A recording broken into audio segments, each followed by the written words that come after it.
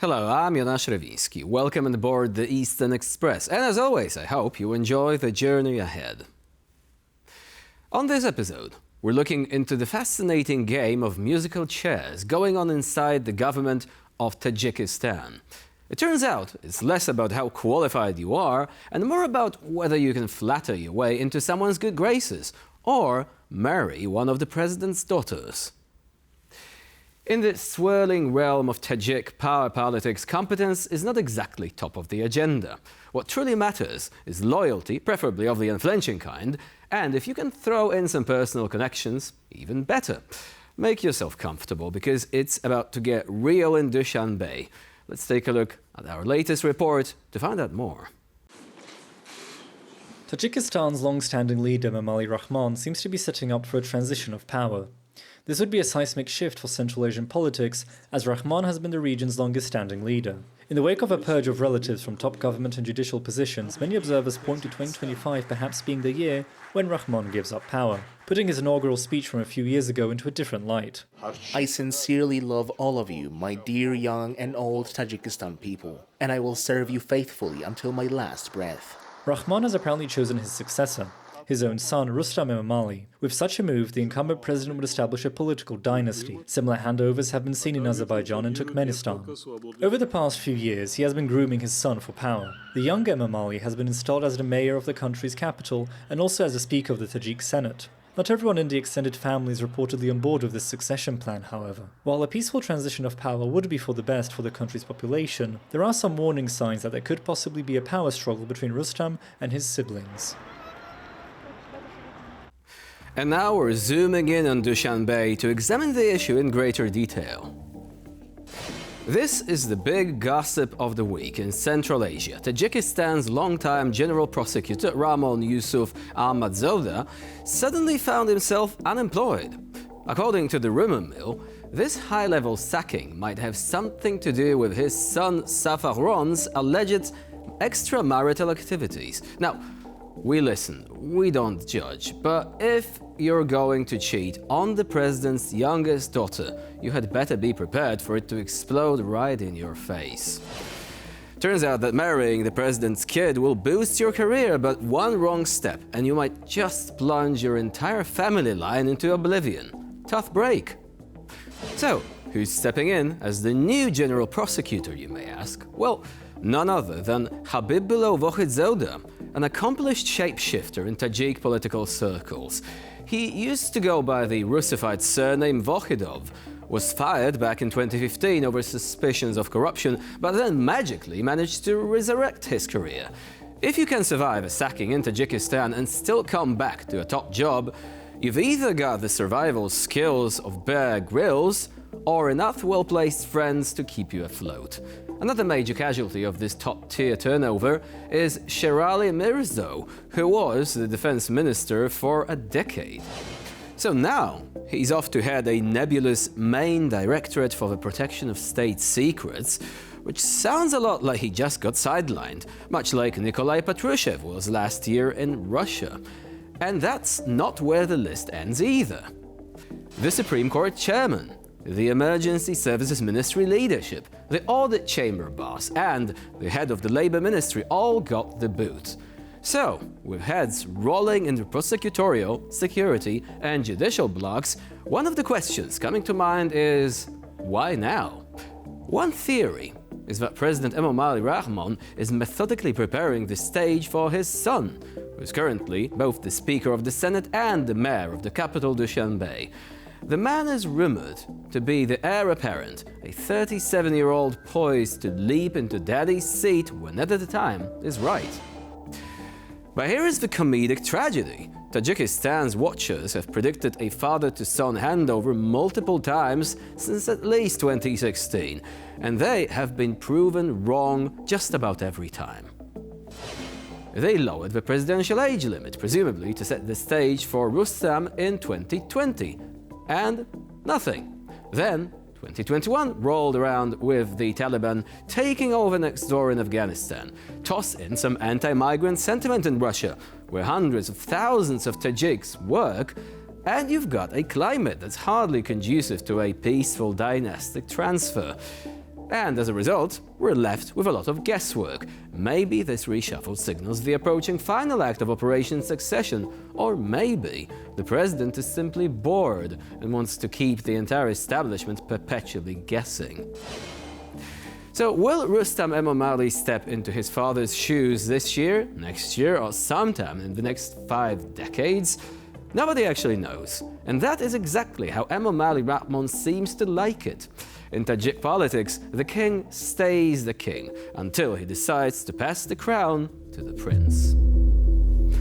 And now here to shed more light on the issue is Bruce Pannier, board member of the Caspian Policy Center. Hello and welcome to Eastern Express. Thank you. It's great to be here. So first, let's place this conversation in a context. Tajikistan, not a country that's high on any list when it comes to civic society or individual freedoms or democracy, right? Yeah, actually, it's competing with Turkmenistan to be the most repressive country in Central Asia. It has been for several years now. So you'd have to say that it's an authoritarian government, a mismanaged country, a family business, all the worst things you can imagine. So how bad is it from the standpoint of an individual? I'm assuming that any people who actually know about these possible reshuffles at the very apex of power can only sit back and watch. They've got nothing to say on the matter. Yeah, there really isn't. I mean, the only pressure that can be exerted on the Tajik government is really from Russia or China at this point. I mentioned that it was a family business. So what you have is the longest tenured leader in Central Asia. Emomali Rahmon has been in power now since late 1992. It's clear that he's about to pass power to his son. If you're a citizen of the country, this is absolutely horrible news. So Tajikistan is the poorest country of the Central Asian states. So the fact that we're about to have a transition, it appears we're going to have a transition from father to son, means that the situation in Tajikistan will not improve for a generation, really, and maybe a couple generations, because his son is only 37 years old. So, if you're unhappy with your life in Tajikistan right now, and many people are unhappy with their situation in Tajikistan, you have nothing to look forward to in the ways of your standard of living improving in any way for decades to come. And do you think that it can affect stability? I mean, there are signals suggesting that some people might be thinking, okay, so Rustam Emomali is young, he's a bit of a hothead apparently, not the most experienced politician in the country. And of course, some family members are also a bit salty about not being the one to take over power. Instead, they see the president's young son about to perhaps step in. So would you say that this may cause some turbulence along the way? Yeah, I mean, I think you hit the nail right on the head there. This is going to be the big problem. I mean, I don't want to make it sound like this is fait accompli in Tajikistan. Rustam Emomali is going to face a lot of problems when he gets in power. One, he really doesn't have any experience. I mean, his dad, for all his father's faults, his father was the president of the country during the Civil War. From 1992 to 1997 in Tajikistan. So he has a lot of experience with that and instability in the country. His son doesn't have any of that. In the meantime, his son has one brother and 7 sisters. His sisters, most of them are married. Their husbands have made their fortunes by the fact that they're married to the daughter of the president.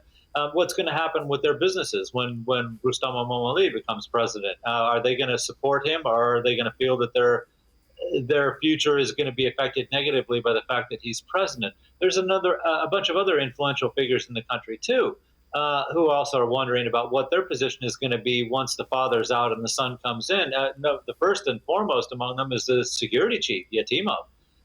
It's known that he's not on good terms with the Emomali Rahmon, the young man. The military. Rustam Emomali Rahmon is famous for wearing military uniforms with all kinds of medals when they have some kind of special occasion. Well, he's never even served in the military, right? And again, he's only 37 years old. He was appointed mayor of Dushanbe, the capital, when he was in his late 20s. So there's a lot of people that look at that and say he's never really done anything, and he doesn't really know anything. And why is this the person that we're supposed to serve when his father decides to hand over power to the son? So you got the family disputes. You got the powerful figures in Tajikistan who might not want to be loyal to him and might actually do something to topple him. So it's potentially a huge mess that's coming.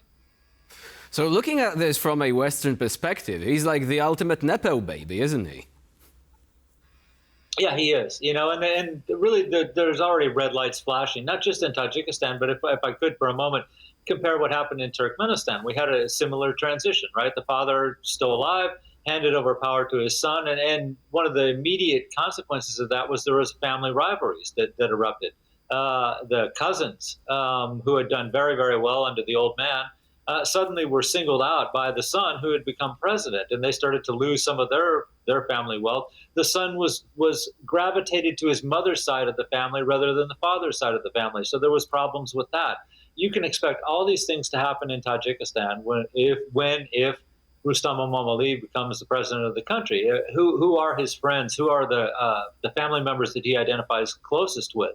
And who are the family members that he has problems with? And what's going to happen with them? Are they going to try to cause trouble? Or are they going to try to move their own person into position, or at least form alliances with a view to ousting him somewhere further down the line? I mean, like I said, there's a multitude of problems that could happen. Yeah, and all this comes with the backdrop of the fact that he's not very experienced. I have to mention that when Putin was prime minister long ago, he visited Tajikistan, and he told the senior Emomali Rahmon, the president, he said that you should let your son just continue to race his cars down the streets of Dushanbe and play football, and not consider him to be the president of the country. If that is still the view of the Kremlin at this point, they could also do something to help push him out of power. If Tajikistan makes a move that does not suit China's interests, China could also make a move to try to get him out and put someone in who's more easier to deal with for Beijing, or more loyal to Beijing. And do you think that there are any indications that there might be any change of direction if this succession goes on, and if there is no Game of Thrones style backstabbing along the way, obviously, because it doesn't seem like there is any desire for radical change, or is there? I mean, as you said, this is a country that is as far away from democracy as possible, perhaps less extravagant than Turkmenistan. You don't have the former leader participating in a rap video or racing cars, or engaging in all those activities beyond his usual set of duties. But when looking at this from what we know, at least, do you think that if the young Rahmon becomes president, he is likely to displease any of the major power centers like Moscow or Beijing? I think he would have to count on their support. Otherwise, he would, like I mentioned, he probably wouldn't be able to stay in power if he displeased Moscow or Beijing at that point. I mean, we could be surprised, and maybe he has some tricks up his sleeve that we don't see, but he's grown up in the system that his father created. His imagination won't extend very far beyond that. He will be dependent upon China and Russia to keep him afloat. They do have security problems, potentially inside the country, but certainly on their border with Afghanistan. There's a militant group, which is a Tajik domestic militant group, which has vowed to overthrow the government. They are allies of the Taliban. The Taliban has kept them in control so far. If that's another problem. If for some reason he seems to be anti-Taliban or supporting the Taliban resistance movement, the National Resistance Front, which is an ally, actually, of the Tajik government, and their senior leadership is often in Tajikistan. Now, if the Taliban gets fed up with that and decides they're going to let loose this other militant group to try to destabilize Tajikistan, then what happens with that? There's many questions that go with this, but ultimately, I think your point is valid that Rustam Emomali, when he becomes president, is going to be dependent on a number of powerful figures inside the country and more so outside the country to keep himself in power. How he's able to navigate this system and kind of walk the tightrope is going to be a big question, and really will probably be his big challenge to keep himself in power. So you mentioned the security situation. How likely is it that Tajikistan, regardless of who remains in power for the next couple of years, could become a hotbed of fundamentalism? There's certainly a lot of discontent within the country. Your audience is familiar with the group, the Islamic State of Khorasan Province. They've carried out several attacks outside of the region. We know that they're based essentially in Afghanistan, but they've carried out some attacks in Europe. They've carried out attacks in Iran, Turkey, Moscow. And one of the common features that these attacks have is that they have been carried out by citizens of Tajikistan, or at least allegedly by citizens of Tajikistan, although in some cases it's clear that they were. So this also points to discontent within Tajikistan itself. Why are they so easy to recruit into a group like the Islamic State of Khorasan Province? There's other groups that are trying to recruit Tajiks too. So, again, this just shows that the situation is not good in Tajikistan. Happy citizens don't go off and join terrorist groups and then stage terrorist attacks in other countries. The Crocus City Hall attack in Moscow is blamed on more than a dozen Tajik citizens at the moment. We've had attacks in Turkey. We had a suicide bombing in Iran at the start of last year, which was carried out. One of the attackers, anyway, was a citizen of Tajikistan. So, this shows that the potential is there. The Tajik government security structure has been effective in keeping the threat down inside Tajikistan. But if stability starts to slip in Tajikistan, you can imagine that this will multiply very quickly. One quick question, because it has been pointed out in one of the articles that I had the pleasure of actually referring to recently. Would you say that the geography of the country is actually conducive towards radicalization, by which I mean Dushanbe being a large urban center, but it's quite isolated? And if someone actually wants to engage in illicit activities, it's easy to hide in the more remote regions of the country. All these mountains, narrow passes, they're actually conducive to this sort of activity. Absolutely. Tajikistan is 90% mountains. It's still one of the major drug trafficking routes in the world, really, for narcotics coming out of Afghanistan. Now, this all points to the fact that the Tajik government is not able to control all of the country. I mean, there's all kinds of stories, some of which are probably true, that the Tajik government is actually, or at least members of the Tajik government are involved in the drug trafficking trade. But the fact that these routes have always been open since Tajikistan became independent shows that the government cannot clamp down on all this stuff. And there are lots of remote areas. There's places to hide.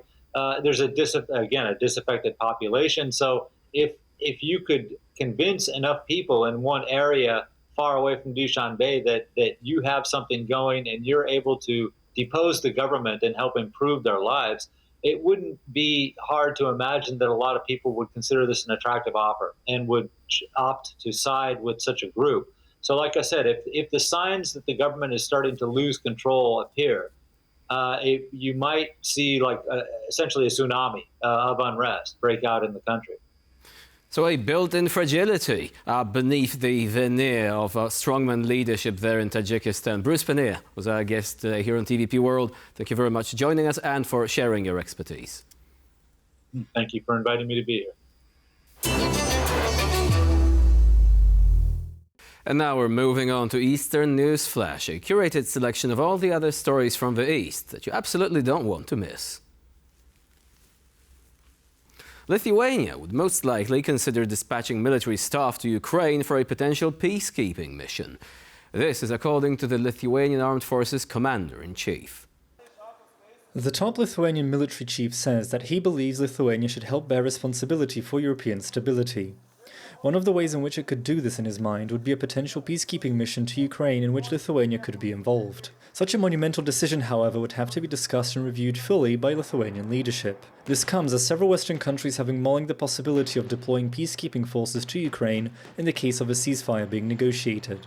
Some reports by the Wall Street Journal say that US President Donald Trump and his team are considering delaying Ukraine's NATO membership by at least 20 years. This would be in exchange for further military aid from the West and the deployment of the European contingent of peacekeepers to oversee a ceasefire. A researcher from the Russian Presidential Historical Society has proposed a controversial idea in the vein of Donald Trump's executive order to rename the Gulf of Mexico. This researcher has proposed to change the name of the Gulf of Finland to the Gulf of St. Petersburg. The research director of the Russian Military History Society claims that since the Russian city of St. Petersburg is the biggest city on the Gulf, the region should be named after it. He also cited Donald Trump's recent executive order to rename the Gulf of Mexico to the Gulf of America as precedent for such a change. This proposal by the research director has been met with quite some skepticism, even from other Russian officials. Some of them have suggested that these remarks were made in jest. The Gulf of Finland is a strategic part of the Baltic Sea region. It borders Russia, Finland and Estonia. Amid growing tensions between NATO and Russia in the Baltic Sea, Estonia has said that it is working with Finland on some potential plans to close the Gulf to Russian vessels should any security threats arise. Now, Donald Trump's freeze on foreign aid has had some seemingly unforeseen consequences. It has apparently thrown Russian civil society into a deep crisis, as many exiled Russian NGOs relied on American funds.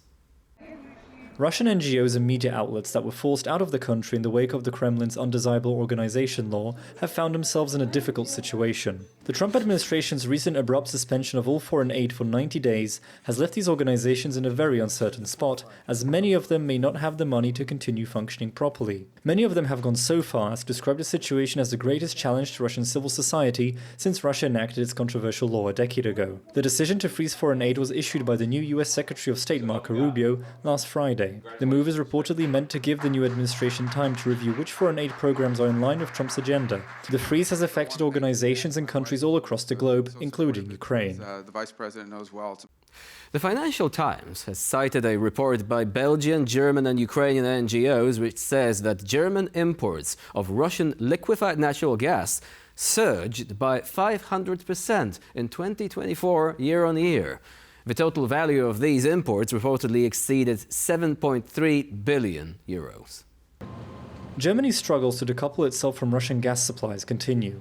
Although Berlin has officially banned direct imports of Russian LNG to its new facilities located in the country's north, supply has been ongoing through intermediary ports in other parts of Europe. Between 3 to 9.2% of Germany's gas supply still comes from Russia, according to data from the report. It reaches the country through other EU members. In the past, Germany had been very heavily dependent on Russian piped gas to fuel its economy and offer low-priced energy. This was supplied through the two Nord Stream pipelines, which are heavily criticized by various EU members. Germany did not have its own LNG terminals back then. In the wake of Russia's invasion of Ukraine in 2022, Berlin, along with many other EU allies, has been pushing policies meant to make it less reliant on Russian energy. And for this episode of Eastern Express, it's the end of the line. Please stay with us here on TVP World for more latest news and updates.